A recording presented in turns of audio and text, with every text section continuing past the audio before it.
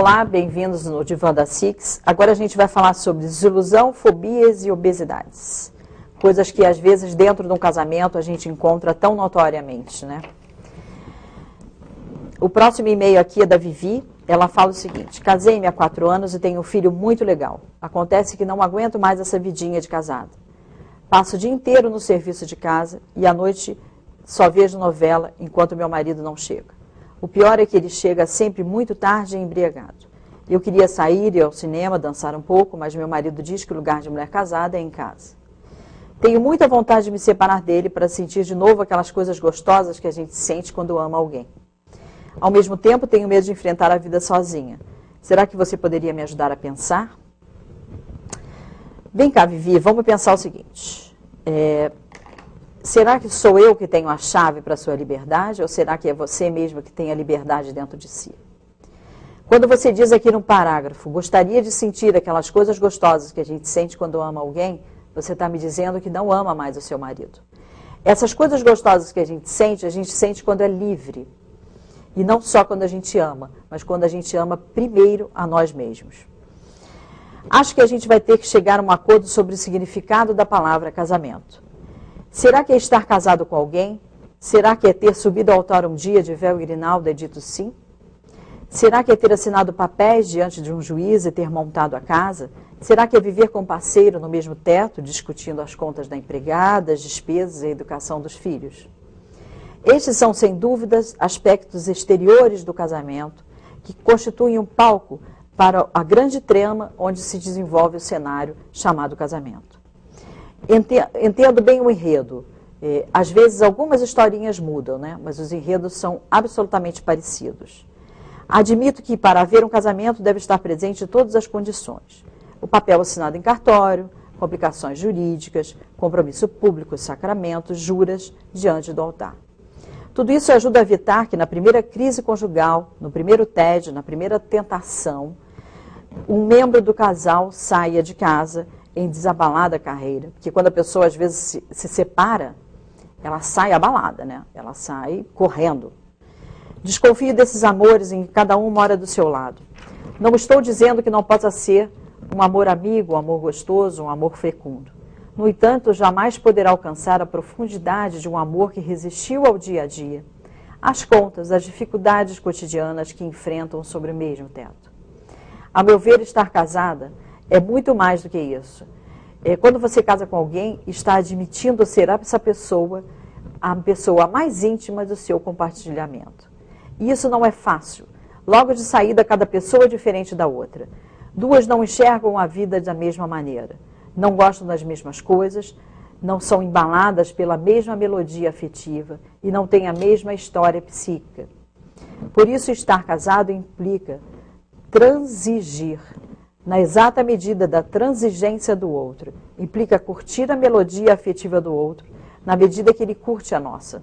Sonhar o sonho do outro, enquanto ele sonha também com o nosso viajar, com a fantasia do outro, com as viagens, né, e com o que o outro possa ter permitido ter em sua vida.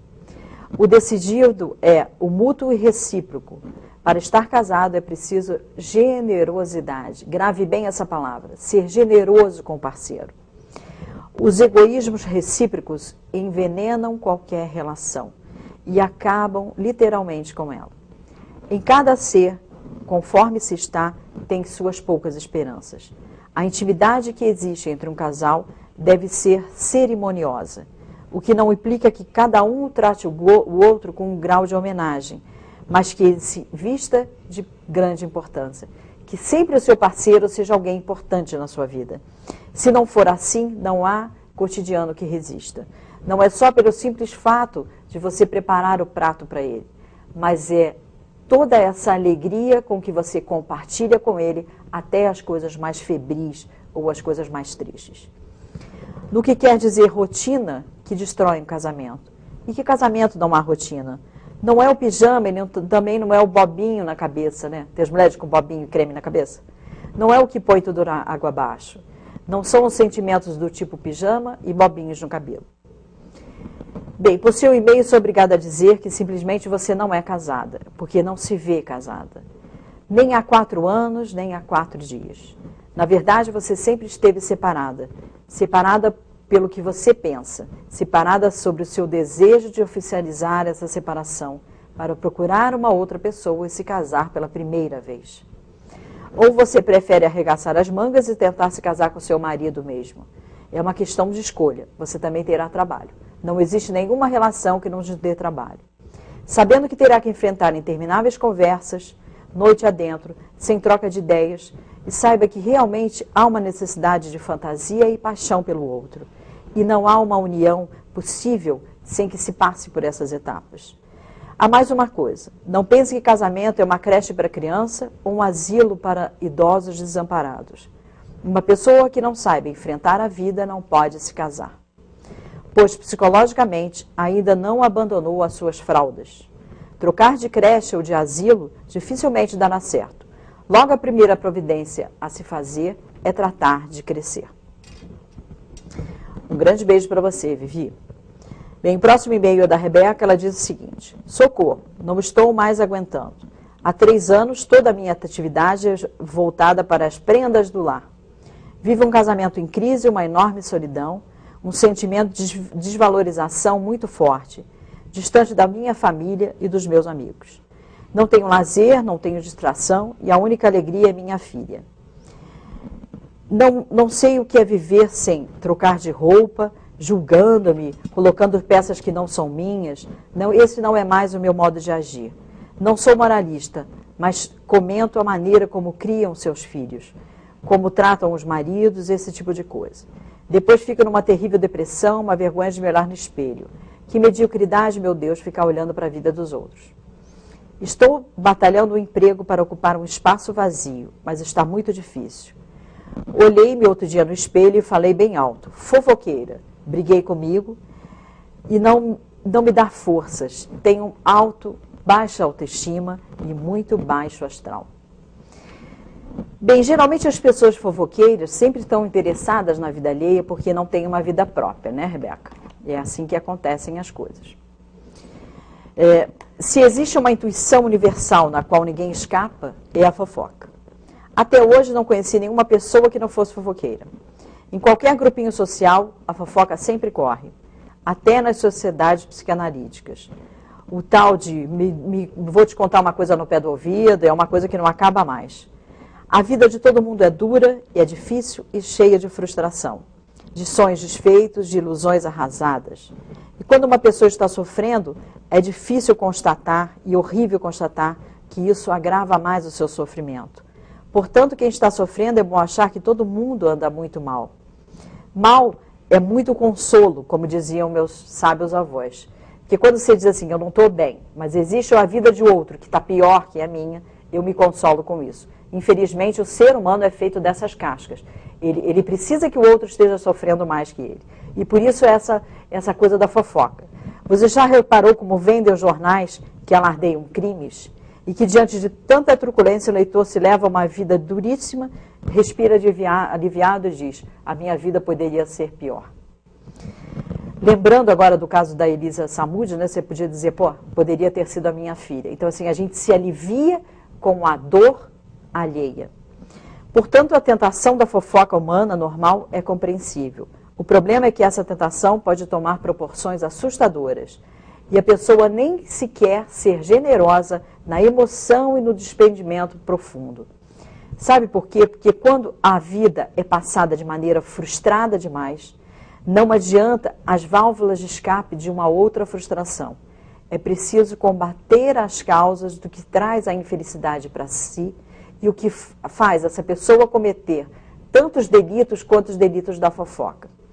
E sempre a fofoca é assim, ela tem um sentido pequeno e a partir do momento que ela vai passando para o outro, como se fosse uma brincadeira de telefone sem fio, ela vai se modificando até se agravar mais lá na frente. Você pode, por exemplo, mandar uma carta inteligente, bem escrita e cheia de humor. Portando uma vida voltada para prendas domésticas, dificilmente irá preenchê-la. Essa coisa de falar prendas domésticas, você se coloca somente como uma pessoinha que cuida da casinha. E tudo em você é inha, tudo é bastante pequeno. As pessoas fofoqueiras geralmente têm vidazinhas, pequenininhas, né, sofridinhas com pouquinhas coisas. Então você lança a mão de toda essa amargura pelo fato de estar levando uma vida abaixo das suas possibilidades. E como é inteligente, no fundo, sabe que é apenas um truque e ainda sente vergonha de continuar a usá-lo. É como se fosse um bobo abaixando o seu próprio talento. Pense bem nisso quando for olhar a vida alheia. Bem, o próximo e-mail é da Cláudia. Ela diz: no início da minha vida de casada foi um inferno. Eu e meu marido trabalhávamos para sustentar 4 irmãos dele que moravam conosco. Eu ganhava o dobro do meu marido, mas acabei largando o trabalho porque me senti explorada pelos meus cunhados. Ficamos todos vivendo do pequeno salário do meu marido. Nasceu meu bebê e os cunhados foram embora. Mas um ano depois eu estava doente. Pressão alta e tonteiras me levaram ao hospital frequentemente. Hoje passo o dia deitado na cama, pois as tonteiras são fortes demais. Será que devo procurar um psiquiatra? Voltar ao trabalho seria uma solução? É engraçado, né, Cláudia, como é que o corpo da gente adoece. Quando você estava mantendo todas essas pessoas, que a gente vai chamar aqui de folgados, né, estava sendo explorada por eles, você estava se sentindo uma poderosa. Quando você deixou tudo na mão do seu marido, você resolveu ter um filho. E esses cunhados resolveram se retirar, porque é óbvio que uma criança sempre dá muito trabalho. Não há dúvida de que muita gente leva a vida duríssima. E mal o dia amanhece, é obrigada a comer o pão que o diabo amassou. Até que diria que a imensa da população vive dessa maneira. Levas e levas de mulheres enfrentam o inferno diurno para viverem em suas famílias, para poderem sustentá-las. Pela manhã, a mulher já acorda com o resmungo do marido, que mais lembro de um Beuzebu. No trabalho, foi por um lado horrível, a chegada até o trabalho é horrível, o trabalho é horrível, no ônibus, no trem, é obrigada a aturar gracinhas, salta da condução, corre o risco de ser assaltado. Chega em casa e encontra o filho berrando, tanto que ficava para chamar a atenção. Haja santo para aguentar tanta chateação. Talvez um amuleto, diria ele. Mas, por incrível que pareça, a maioria das pessoas não sucumbe à vida infernal. Enquanto tem pão e teto para morar, estão vivendo tranquilas. Algumas delas até com uma alegria e felicidade no coração por estarem mantendo as suas famílias em pé. Nesse lado é mais espantoso do ser humano, é que muita gente aceita a vida como ela é. Tipo, vai ser o que tiver que ser. Não estou falando de alienados ou bobos alegres, conformados com a má sorte. Refiro-me a uma floresta humana de gente cuja alma é feita de jacarandá. Nessas resistências, muita vocação para a vida, porque é preciso ser vocacionado para ter uma vida de existência dura. Acontece que o que torna um inferno dentro de si é exatamente a negatividade. Tem gente que, ao invés de aproveitar o que possui, fica lutando uma guerra civil contra ela mesma, em nome de uma vida imaginária, uma vida que nunca terá. Já ouviu falar das pessoas que sempre sonham ou projetam as suas vidas com quando eu ganhar na loteria? Esses são todos os revolucionários ou transformadores. E tem pessoas que sonham capacitando os seus sonhos e fragmentam eles no seu dia a dia para que essa noção de sonho se torne realidade. Formam os times dos deprimidos ou revoltados ou indiferentes. Depois de tanto lutarem para remover a montanha, caem exaustos, apáticos e desesperançosos. Ficam o resto da vida rosnando, como se fosse um cachorrinho abandonado numa montanha. Como se fosse o bastante para remover. Assim, o que se remove uma vida difícil não é pensar em ter uma vida mais fácil, e sim lutar para que a vida seja um pouco melhor. E é a partir de nós que essa vida tem que ser um pouco melhor. Passam a viver movido pelo fígado e não pelo coração. Já viu como essas pessoas que têm que ficam rosnando para a vida, sempre tem problemas de fígado, de estômago, né? De tensão, de pressão alta, e essas tonturas que ela diz aqui para a gente. O que é isso? Por que ela está na cama? Porque ela desistiu. Né? Porque estar sempre na cama é desistir de levantar e viver a vida. Mas como é que ela pode cuidar de uma criança estando deitada numa cama? Quem é que está cuidando dessa criança? Ou será que essa criança está se cuidando sozinha? Essa é a grande questão. Na realidade, nada mais inferniza a vida de uma pessoa do que ela estar fixada no céu e obstinada para ir embora para Passárgada. Lembra desse texto? Onde é a amiga do rei inconformada e revoltada por não encontrar a sua terra prometida. Muitas pessoas acham que a vida é apenas uma promessa. A vida é algo real. A promessa está somente na fantasia. Se você quer fazer da sua vida uma grande promessa, levante-se todos os dias e se capacite para viver o que você tem de melhor. Bem, o próximo e-mail aqui é da Ana. Ela diz: quando jovem ganhei vários concursos de beleza, rainha da primavera. Eu era noiva de um rapaz a quem me entreguei e depois descobri que ele era casado. De lá para cá tive vários namorados. Cheguei até ficar 3 anos com um homem que depois que eu tive um filho dele, ele desistiu de mim. Tenho 27 anos e estou com 30 quilos a mais. Há anos não tenho relações com ninguém. Tenho medo de tudo e de noite não durmo com pavor de ladrões. Até aparelhos eletrodomésticos me assustam, porque acho que a qualquer momento podem explodir. Não sei superar tantos problemas. Preciso da sua ajuda. Sobre alguns aspectos, a gente pode dizer que a Ana nasceu privilegiada, né? Que ela nasceu muito bonita, diz que ganhou concursos de beleza. Muita gente pode tê-la invejado. É evidente que a gigantesca vantagem de uma beleza física concede às mulheres um aumento infinitamente melhor de sedução. Provavelmente, desde pequena, era paparicada por todos. Tipo, ai, que bonitinha, que gracinha. Certa ocasião, você tendo a sua vida, as mulheres excessivamente belas recebem do mundo tantas facilidades que não sabem como lidar com elas. Resultado, acabam por formar uma personalidade frágil e pancadinha e nunca é capaz de enfrentá-la. É provável que esse seja um dos casos da riqueza excessiva acabou gerando a pobreza psicológica. Não há dúvida de que você teve desilusões, descobriu o homem com quem queria casar e ele era casado. Foi abandonada pelo pai do seu filho, mas quem no mundo não vive suas duras decepções? No entanto, traumas inevitáveis da vida. Você reagiu de forma radical. Resolveu comer o que não precisa. Acabou se frustrando e se recolheu às 4 paredes. Engolindo o pavor que tinha do mundo real, de um mundo normal, em eletrodomésticos que, na sua fantasia, podem explodir. É você quem está próxima a explodir, por conta dos seus próprios giros, da onde a sua vida fica girando apenas num pedaço, num fragmento de fantasioso que você consumiu para você mesmo. A sua vida se reprimiu, e você reprimiu o seu lado fêmea e deslocou toda a sua inspiração para uma guerra contra a comida. Nunca sequer permitiu uma realização mulher para mulher.